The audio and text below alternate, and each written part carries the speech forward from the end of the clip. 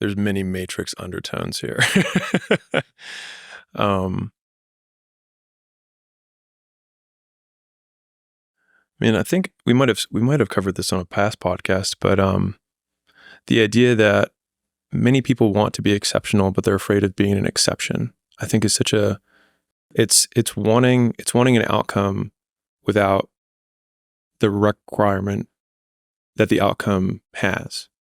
And so we can't do the same thing that everyone else approves of and then somehow get a different outcome that everyone else does. And so I think that's why high agency for me is something that I look for in other people, which is, asking someone, why do you believe what you believe? And we talked about this yesterday, but if you have a belief and you can't explain why you believe it, it's not yours, it's someone else's.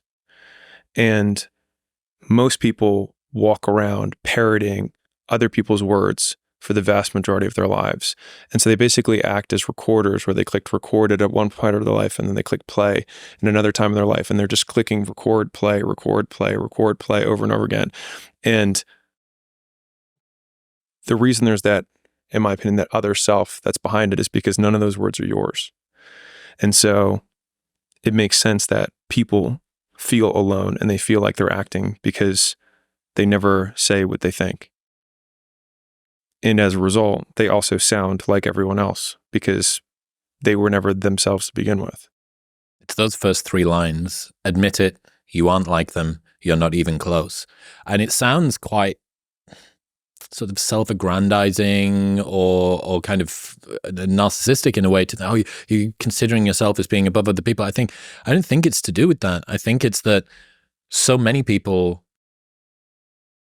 curtail themselves and optimize for a mean that may not exist. They're reverting to a mean that's just a figment of everybody's imagination. And the only reason that people coalesce there is because other people think that other people are going to coalesce there. The Keynesian beauty contest? No. Same as that, basically. I don't know what it is. Oh, okay. So Keynesian beauty contest is people make judgments on not who they think is the most beautiful, but on who they think other people think are the most beautiful. And then knowing that other people know that other people are going to make that decision based on that, you end up with this infinite regress of trying to predict things. This is what's happening with politics, right? It's not about picking the person that you want in your area. It's about making the most tactical pick to ensure that overall, accounting for the other people and what they're going to choose, that the person that you really don't want in power doesn't get the seat in your area, but somebody else in some other area. So when you have this sort of recursive, but it happens socially too. I say the thing that I think that you want to hear, knowing that you know that I could say the thing that I want, but so what I say is some mediator halfway between what I want to say and what I think you want to hear from me.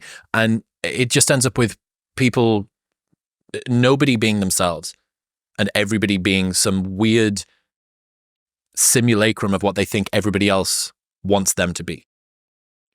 And if we go back to motivation, the question is, what, quote, motivates people to do this or to behave in this way? And so most times it's fear of something, right? And so they're afraid of something in their minds. But when you actually play it out, which is one of my favorite frames in the world, which is, let's take this to the hypothetical extreme, or let's play it out two more plays, 2 more turns. And most times you end up getting way closer to what you really want the moment after the bad thing that you think will happen happens.